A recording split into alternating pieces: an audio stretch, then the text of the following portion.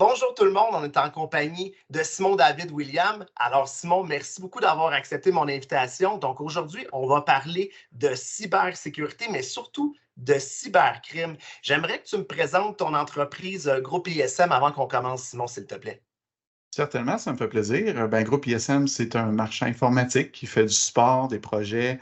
On a aussi une division vente, puis on fait ça pour les entreprises uniquement. On est situé à Lavaltrie. On a 47 techniciens et cette année, en fait, on fête notre 15e anniversaire. Félicitations, c'est une longue longévité, ça, 15 ans, félicitations. Merci. Et dans le fond, pour la raison pourquoi on se voit en ce moment, là, c'est que j'ai assisté en mai dernier à ta conférence qui s'intitule Jedi contre Pirates. Je suis tombé en bas de ma chaise. J'ai jamais assisté à une conférence aussi captivante que la tienne. Puis c'est pour ça que je voulais qu'on partage un petit aperçu de cette formation-là avec les membres LinkedIn aujourd'hui. Donc, j'aimerais que tu me parles, dans le fond, c'est quoi cette fameuse conférence-là, Jedi contre les pirates? C'est quoi ton rôle dans les cybercrimes à travers l'Amérique du Nord? Ben oui, c'est très gentil. Dans le fond, Jedi contre les pirates, la raison d'être de cette conférence-là, c'est que le groupe ISM a aidé des entreprises à se sortir d'un cybercrime majeur. Puis c'est arrivé quand même souvent. On l'a fait dans une quarantaine de cas où ce que les entreprises, des informations privées ont été exfiltrées sur le dark web. Et aussi, nous-mêmes, naturellement, on a été touchés par une certaine cybercrime en le 27 octobre 2017.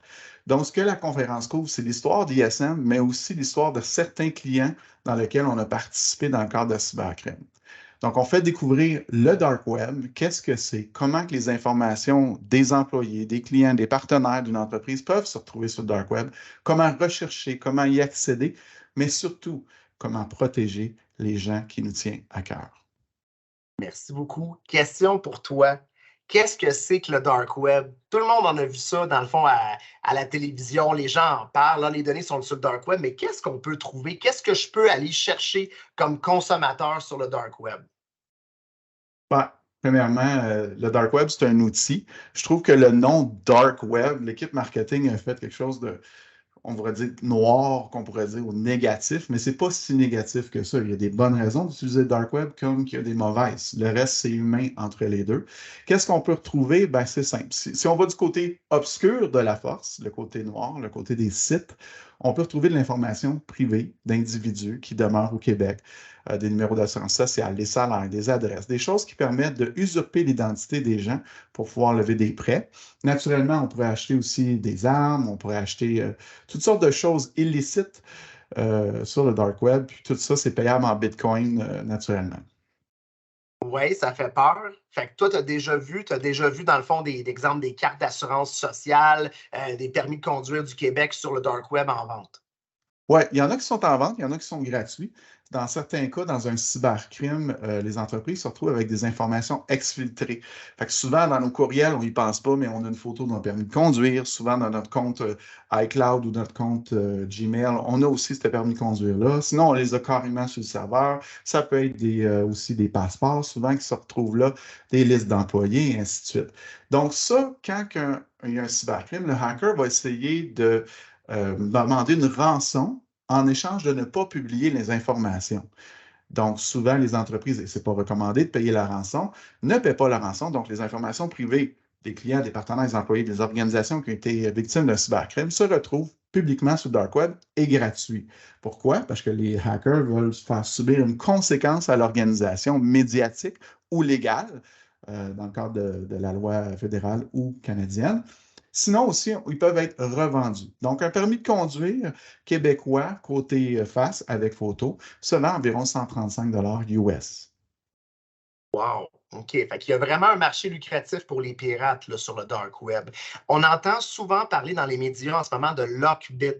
Est-ce que tu as déjà eu un cyberincident que tu as vu qui a eu lieu avec Lockbit? Est-ce que tu pourrais nous montrer? Ça ressemble à quoi le dark web pour qu'on puisse comprendre? Oui, oui. Lockbit, c'est un des groupes les plus populaires présentement qu'il y a sur le marché. Ils ont une belle interface sur leur site web. Donc, je me suis permis de préparer une capture d'écran que je vais vous partager à l'instant. Donc, vous allez voir le site. Ça date, c'est pas en date d'aujourd'hui nécessairement, là, ça date de quelques semaines. Donc là, présentement, on peut voir que l'interface est très claire. Vert, ça veut dire que les données sont publiées. Donc, l'organisation a probablement été victime de l'information privée a été exfiltrée, sortie de l'entreprise. Ils ont essayé de négocier la rançon, ils n'ont pas payé la rançon, ça devient vert. Sinon, c'est rouge, donc souvent c'est en crime actif. Donc, ils sont en négociation présentement avec l'entreprise pour divulguer ou non l'information. Probablement les ordinateurs sont encryptés aussi par le fait même. Et puis là, ils peuvent rendre dans les espaces rouges, au lieu de donner la totalité des données accès, ils vont donner ce qu'on appelle un sample ou un échantillon des données pour prouver qu'ils ont des données privées des employés. Avec ça, on peut acheter du temps supplémentaire, on peut acheter la totalité des données si on veut. Et puis, c'est très convivial et facile d'utilisation. Moi, je regarde ça, Simon, puis je vois vraiment, comme c'était une entreprise, on dirait vraiment que c'est une compagnie qui est en train de vendre des produits en ce moment. Est-ce que c'est des gens on peut se fier, comme si, par exemple, je paye la fameuse rançon de 300 000 $. Je suis le propriétaire, par exemple, de Millenia.pro. Est-ce que je suis sûr et certain qu'ils vont effacer mes données puis qu'ils ne les redonneront pas? Ça ressemble à quoi comme situation avec cette entreprise-là? C'est une très bonne question. La confiance, le lien de confiance qu'on pourrait avoir avec un hacker. Premièrement, c'est un modèle d'affaires qui est basé sur ça.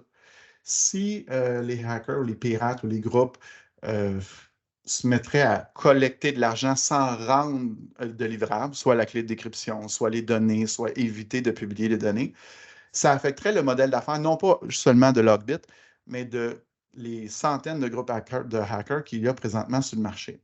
Donc, il y a un certain risque au modèle d'affaires à un hacker qui ne donnerait pas suite à quelqu'un qui paye une rançon. Donc, il faut comprendre qu'à ce moment-là, la police des hackers sera d'autres hackers. Parce qu'un hacker qui s'attaque au modèle d'affaires, qui fait baisser, dans le fond, la réputation du modèle d'affaires, serait en sorte d'être une menace pour d'autres groupes de hackers.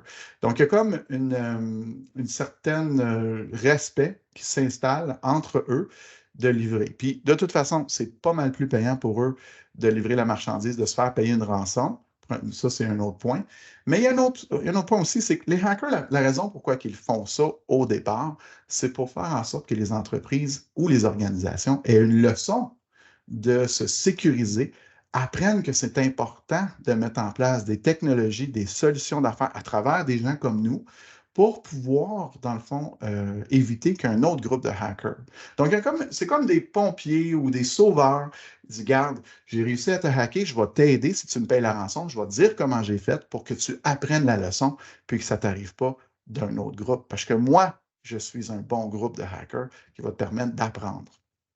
D'accord. Donc, il y a même un service après-vente de consultation on va vous montrer comment sécuriser votre parc informatique pour pas que quelqu'un d'autre comme nous rentre à nouveau et puisse, dans le fond, vous menacer de prendre les données. Ouais. Vraiment intéressant. Là. Donc, on a vraiment l'impression que c'est vraiment du crime organisé. Donc, il y a une organisation derrière ça. Ils sont nombreux. Est-ce que tu sais comment ils sont de pirates dans une organisation comme Lockbit? Malheureusement, non, ce n'est pas recensé naturellement, sinon à ce moment-là, on aurait peut-être une idée, mais je sais que dans le cas de Logbit, pour faire autant de publications par jour, sont facilement une bonne centaine à travers le monde. Dans notre cas, on était chanceux. Dans un des cas qu'on a eu avec un partenaire justement de Groupe Millennium, on a réussi à se faire justice dans une infrastructure qu'un hacker avait oublié d'ouvrir sa connexion au Dark Web et s'était connecté directement de son adresse IP qui était ici, au Canada. Donc, on a Oh! pu, dans le fond, participer à l'arrestation d'un membre du groupe Logbit qui était ici au Canada. Tu parles justement de collaboration avec d'autres membres de Millennium Micro. Là. Donc, lorsqu'il y a un cybercrime, on n'est pas tout seul. Il n'y a pas juste groupe ISM, donc il va y avoir d'autres personnes. Donc, toi, tu vas être là pour être dirigé, aider les gens, puis tu vas faire participer d'autres membres également du regroupement pour être sûr justement de remettre la compagnie sur pied le plus rapidement possible. Il doit y avoir beaucoup de pression lorsqu'il arrive un cyberincident comme ça. Effectivement, puis cette pression-là ne se prend pas par un seul homme, même chose par une seule équipe TI. Il faut bien s'épauler autour d'un cybercrime. Naturellement, il y a les gens de technologie de l'information qui vont sortir le hacker du système, qui vont rétablir les opérations, les payes, les revenus, etc., etc. Mais dans le fond, il y a aussi les experts légaux qui vont conseiller le client en fonction de la loi fédérale ou provinciale. Ou sinon, il ne faut pas oublier, si vous avez des victimes qui demeurent à l'extérieur du Canada, ce n'est ni la loi provinciale ou la loi fédérale qui s'applique, c'est la loi du pays en question. Donc, ça prend un avocat qu'on appelle un breach coach. Ça prend aussi naturellement l'assureur qui va prendre les décisions avec l'entrepreneur.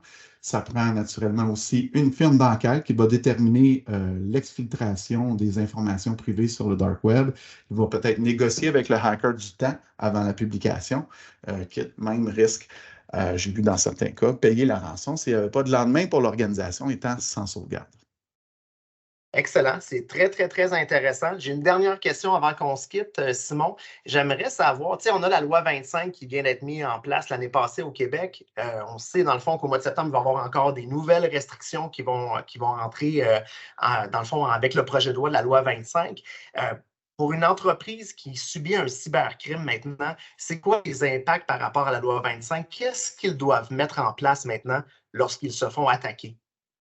Premièrement, je vais répondre par dire que je ne suis pas un avocat, je ne peux pas conseiller sur une loi.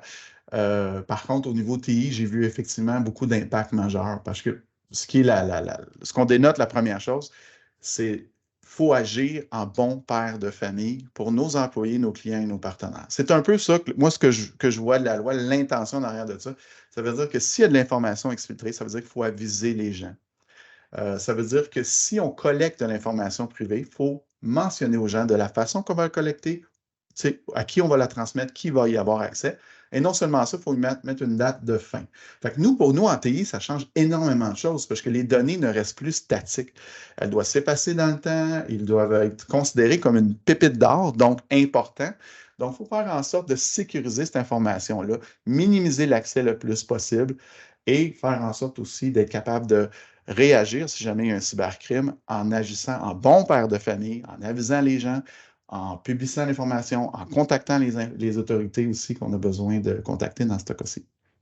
Donc, on ne peut plus faire ça en cachette. Donc là, maintenant, on Non. ne garde plus un fichier Excel avec toutes les informations confidentielles de nos clients. On communique si toutefois il arrive un incident, une brèche de sécurité, quelqu'un a eu accès à l'information, on doit le diffuser. Donc, c'est une bonne nouvelle pour les consommateurs québécois, dans le fond, ce projet de loi-là. Oui, je pense que l'intention est noble d'éviter des impacts sur un cybercrime sur les individus. Je pense que c'est ça leur intention, puis de faire en sorte que les cow-boys ne soient plus cow-boys, en peut-être cachant la vérité ou sinon en n'avisant pas les gens qui ont été touchés de se sécuriser en changeant leur mot de passe ou d'autres choses. Excellent. Simon David Williams, merci beaucoup d'avoir été présent aujourd'hui. Donc, on continue le mouvement Jedi contre Pirates Ah oui. à travers la planète. Je t'ai vu faire des conférences, même outre-mer, là, à l'extérieur des États-Unis puis du Canada. C'est-vous la dernière fois que tu as été faire la conférence déjà? Je revenais ben là, présentement, je reviens de Calgary, mais avant ça, je revenais de République dominicaine pour l'Amérique centrale. République dominicaine. Donc, je suis vraiment fier, justement, d'avoir passé du temps avec toi.